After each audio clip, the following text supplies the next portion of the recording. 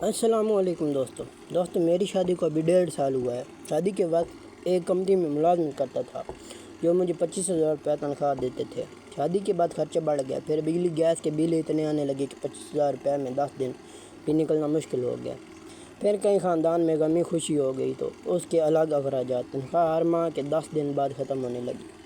میری وائف پریشان رہنے لگی کیونکہ اس مہنگائی کے دور میں 25,000 روپے کوئی منی رکھنا نہیں۔ بیوی نے باہر ملک میں ملازمت کرنے کا مشورہ دیا۔ سب سے تنگ آ کر میں نے بیرون ملک ملازمت کرنے کی تلاش شروع کر دی اور چند ہی دنوں میں مجھے 1.5 لاکھ روپے کی تنخواہ کی ملازمت بیرون ملک میں مل گئی۔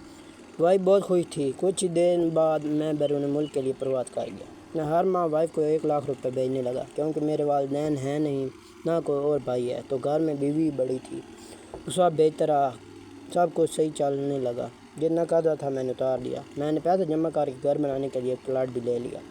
1 سال بعد واپس آیا تو سوچا بیوی نے بھی کوئی پیسے لازمی جمع کر رکھے ہوں گے کیونکہ 1 لاکھ کافی ہوتا ہے، لیکن وائف نے کہا میرے پاس کچھ بھی نہیں ہے، سب گھر خرچے پر لگ گئے ہیں۔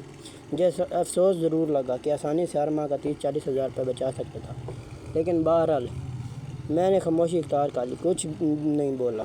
ایک دن بیوی نے کچن میں ہانڈی بنانے لگی تو کمرے میں بیٹھ کر موبائل استعمال کرنے لگی۔ موبائل استعمال کرتے کرتے کچن سے ہانڈی کے جلنے کی آواز آنے لگی تو بیوی نے جلدی میں موبائل بغیر لاک کے بیڈ پر چھوڑ کر کچن میں بھاگ گئی۔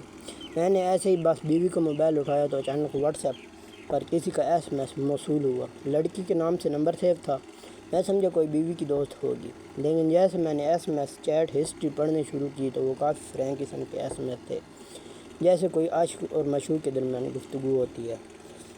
وہ نمبر میں نے سیو کر کے موبائل رکھ دیا۔ بعد میں نے اپنے نمبر سے کال کی تو دوسری جانب کسی مرد کی آواز گونجی۔ بعد میں مزید ریسرچ کی تو معلوم پڑا کہ ایک رانگ نمبر سے آنے والی کال سے بات چیت کا آغاز شروع ہوا۔ وہ میری غیر موجودگی کئی دفعہ گھر بھی آیا کرتا تھا۔ مجھے اس بات سے شدید صدمہ پہنچا۔ میں نے اس متعلق بیوی سے کوئی بات نہیں کی۔